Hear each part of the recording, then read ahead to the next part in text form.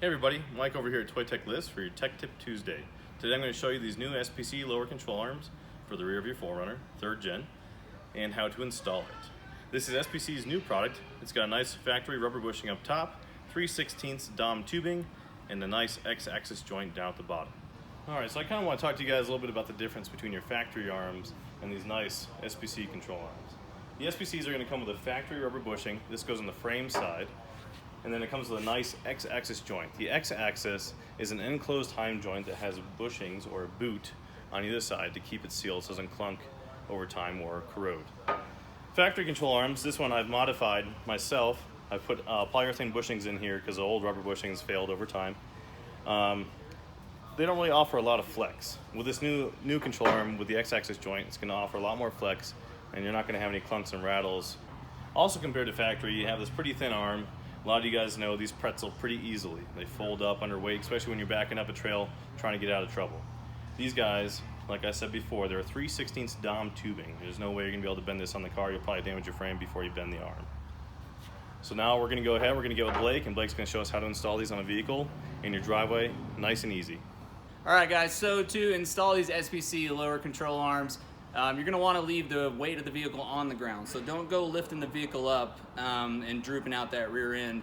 If you do and take out that lower link, basically the axle is going to move away from the rear and you're going to have a really hard time getting it in. So we got up here on the alignment rack, kind of to simulate being on the ground. Pull your e-brake, make sure your wheels are chalked like we got here. Chalk the front wheels so we don't go moving anywhere.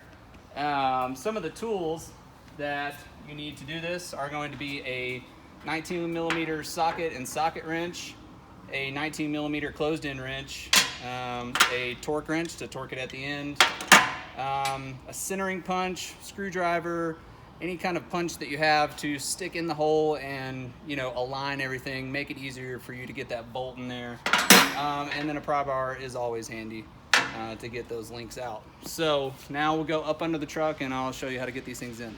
All right, so I've gone ahead and loosened both bolts on both sides, gotten the nuts loose. I like to use an impact when taking these things off. It makes it nice and quick, easy on the arms. So we'll go ahead and get this nut off on the inside. If you're having trouble getting this bolt out, you can actually use the impact and the wrench as well. Stick the open end of the wrench right there on the bolt and just kind of push back as your impact, just like that, and it'll pull it out. Since we have the weight of the vehicle on the ground, that hole should be nice and straight so you don't run the risk of ruining the threads on your bolt there. And it's the same in the rear.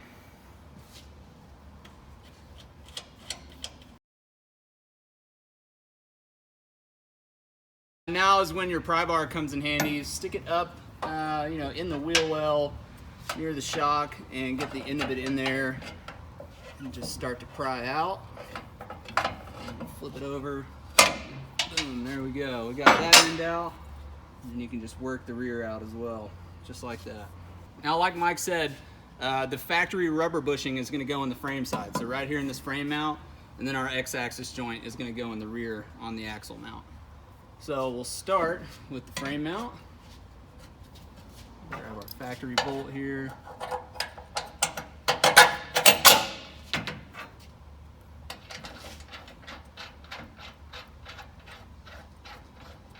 Okay guys, this is where your center punch is going to come in handy. If your axle hasn't moved at all, the center punch is nice to just stick in the hole, get it all lined up and ready for the bolt.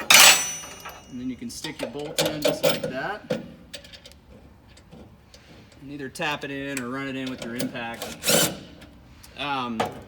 Before you put the nut on, I like to apply anti-seize to everything. Not only is it going to keep the bolts from fusing together and from corrosion and whatnot, but it actually helps when torquing. Toyota goes off of a wet torque. If you torque your bolts dry, it can actually turn the threads into like a shark fin kind of look, and it won't torque properly and will eventually just ruin the threads. So this stuff's great. Just apply it before you run the bolt on there and torque everything down.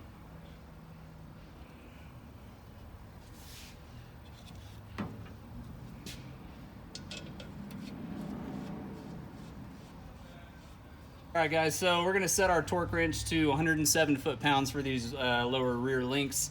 Make sure that you torque from the nut side. If you torque from the bolt side, the bolt can actually act as a torsion bar almost, and you won't get the proper torque. Whereas if you torque from the nut side, it's gonna spin, the bolt is going to stay still if you're holding it with a wrench, and you'll get proper torque on it every time. So hold on to one side, start to torque the other. Okay, we got this side all wrapped up, everything's torqued down, it looks great. The driver's side is exactly the same, you just follow every step that we told you. If you get the front side in nicely and the rear doesn't want to go in if the axle's moved, you can take a ratchet strap and wrap it around the axle and then utilize some of the holes in the frame and actually pull that axle back in line so you can get your bolt in. If it's moved the opposite direction, you can unchock the front wheels, have somebody roll the tire forward and bring that axle back in as well. Those are a few things that make that easy. All right, guys, so that was your Tech Tip Tuesday for today. These arms are in stock on our website, so go check them out, and thanks for watching.